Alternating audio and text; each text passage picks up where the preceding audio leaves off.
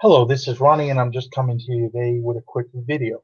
It's going to be things that I think are overlooked that you find at estate sales and yard sales mostly. We love this. It's coming to that time of season. These are things I look for when I resell, and you could usually find them fairly cheap. Number one is calculators. You look for HP, yes, the brand that makes the printers and the toner and stuff like that. HP has a lot of financial calculators that do very well, and also TI or Texas Instruments make very good calculators too for graphing mostly. You got your 80 TI 83, TI 84, TI 85s, so on and so forth. And if you have an issue, if you think you're gonna pay too much, look them up on your phone. It only takes a matter of a few seconds. But most of the time, you could find these at yard sales for a buck or two, and very easy. We've also, I think, on two different occasions, we bought the calculator that they were using to add up how much everything was. And the guy goes, "How am I going to add everything up?" I said, "Your cell phone got a calculator." And the guy goes, "Oh, okay, yeah, give it to me. Well, how much are you going to offer me for that old calculator? I'll give you $3." And the guy was like, "Okay." So just they're out there, and people use them for school, and then they don't use them anymore. There are a lot of them out there. People always going to school. People always need them. Number two thing we come across, and this is a clothing item, is ties. People, for whatever reason, they switch jobs or they retire. Find this a lot more at estate sales, but have found them at yard sales too. Are ties. People just want to get rid of ties. They don't. They think once they're done with it, used ties not really worth much. I look for certain brands, yes, of course, but estate sale companies value ties usually under $5, and there's many ties that sell for way over, like Hermes, Brioni, Vineyard Vines, Salvatore Ferragamo's, and a lot of the other brands make ties. But look for them. We found some Lily Pulsivar ties twice. It's one print. Look up that print. A little bit of a, I guess you hate. I hate that word polo, but something to look for. Look for the Dark and Stormy print by Lily, and make some good money with that print. We sold two ties from that print. I'm gotten 150 maybe for no 100 for one of them, and like 3 or 350 for the other one. Another one to look for is old baseball caps, snapback caps. Do really well. Snapbacks here. Um, Trucker caps. They're a little longer tail. They don't sell as well as they used to. But for a buck or 50 cents, I'll pick these up if they're clean. A lot of the sports ones, like Sports Specialty, Starter, do very well. A lot of brands have kind of come in and they reprinted a lot of the hats. Like a lot of the Sports Specialty, like the script style, were reprinted by Mitchell and S and stuff like that. I really don't pick those up as really but I'll pick up the older stuff, the older vintage stuff. Number four, rotary telephones. Not all of them, but I'll pick up the colored ones: green, blue, pink, red.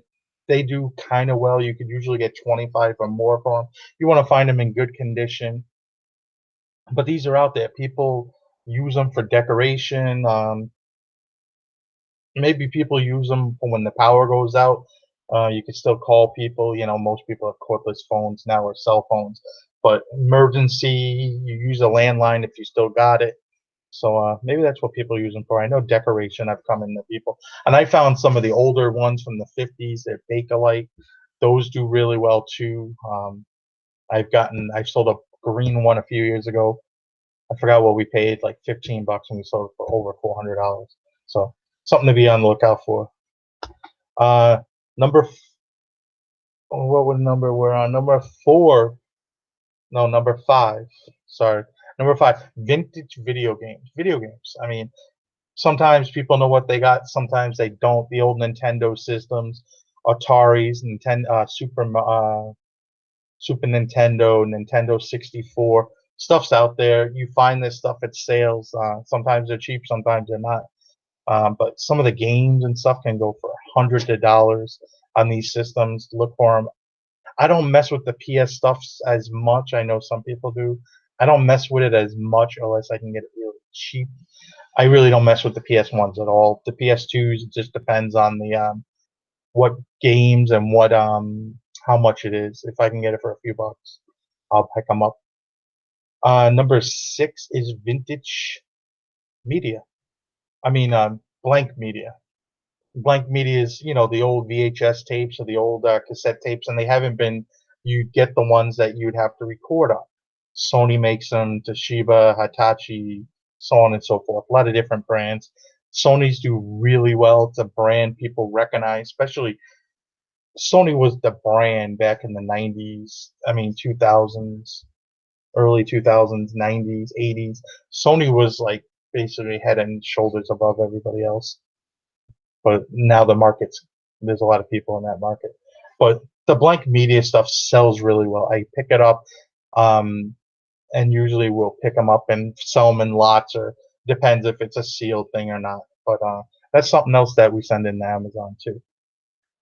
Number six, I believe, board games and puzzles. A lot of board games bring big money. A lot of vintage board games, um, things like who was it, King Oil and Hero Quest, Fireball Island. They bring good money for these used vintage games. Even games like Masterpiece and stuff like that do well. Sealed puzzles always seem to do well. They do well for us on Amazon a lot better.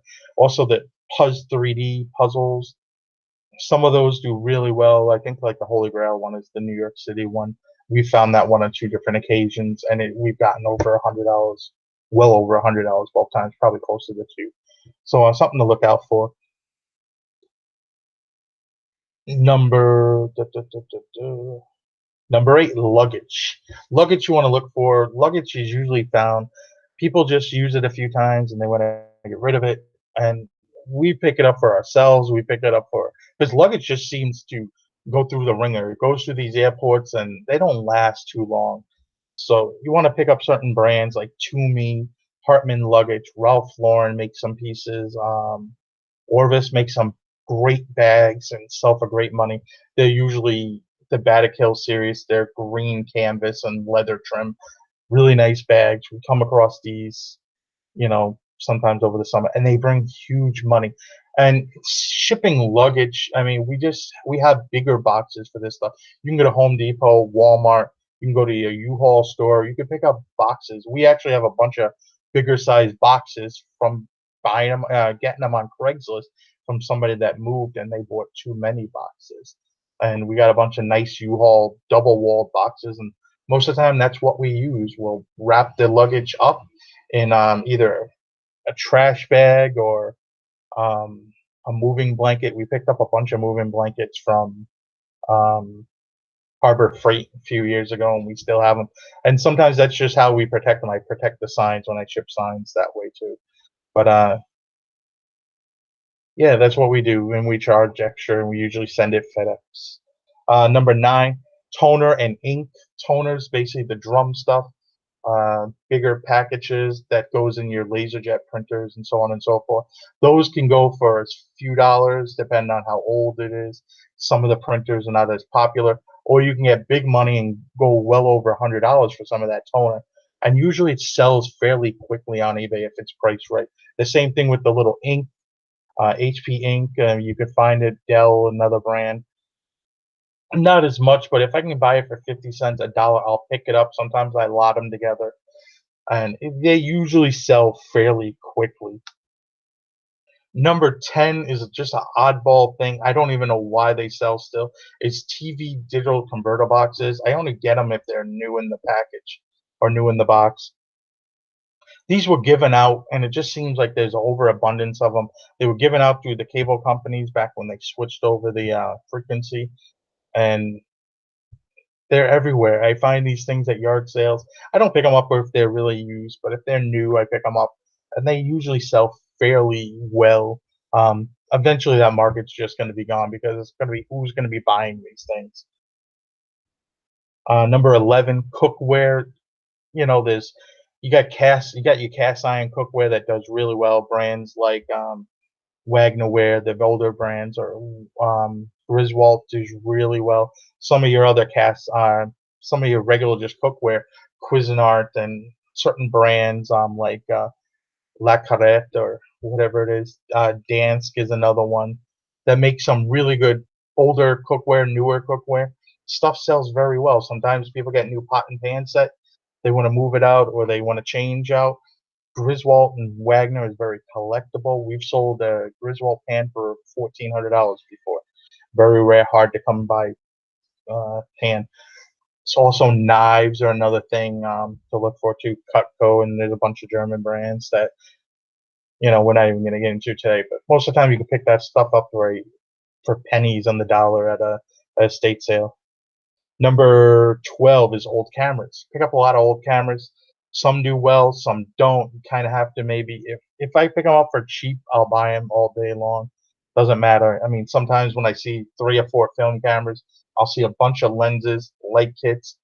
I'll just say, hey, how much for all that stuff? And most of the time, they'll give me a cheap number because they're thinking, who's using film cameras today? Everything's digital. Everybody has a camera in their phone for the most part. So the stuff is out there. Stuff goes cheap. There's people that love them. I mean, there's people that make their reselling income. If you ever watch Crazy Picker Life, a lot of their business is based on cameras and vintage cameras at that. So look out for that stuff. Number 13 is alarm clocks. Believe it or not, alarm clocks. I love picking up alarm clocks when we're out. You want to look for Sony Dream Machines. Some of them do really well. You have different model numbers to look for them. Look them up. Some do really well. Also, we've sold some of them on Amazon. They do well. Make sure they work. And the flip clock, alarm clocks, the older ones like the Sony or the Panasonic one that was in Groundhog Day with Bill Murray sells extremely well. Look up that clock. I'm still on the hunt for that clock. I haven't found it yet. I'm looking for it. I'm going to find it. I want it. Number 14, RC cars. Vintage RC cars is what I know about. I know about the Tamiya's, the Tyco stuff does really well. There's a market for it.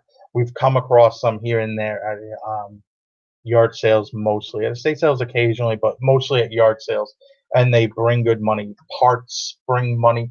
You'd be surprised some of the prices that some of this stuff goes for. But I'm not familiar with the newer stuff all that much. If it's cheap enough, I'll buy it. But I do know about the older stuff. Number 15, vintage radios. You'll see the receivers, the old receivers from like 70 with the chrome fronts and the wood cases. Those do really well. People stay away from them because they don't want to ship them. Some other receivers do well. If I go out and if I could find those really cheap, I pick them up. I love it. Also, like shortwave radios, old tube radios do really well. But once again, you kind of have to pick and choose which ones you pick up because some are not worth much, some are, But if it's cheap, the stuff's out there.